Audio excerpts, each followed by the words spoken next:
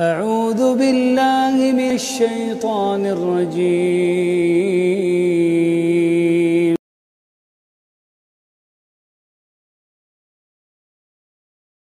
وقال الذين كفروا للذين آمنوا اتبعوا سبيلنا ولنحمل خطاياكم وما هم بحاملين من خطاياهم من شيء إنهم لكاذبون وليحملن أثقالهم وأثقالا مع أثقالهم وليسألن يوم القيامة عما كانوا يفترون.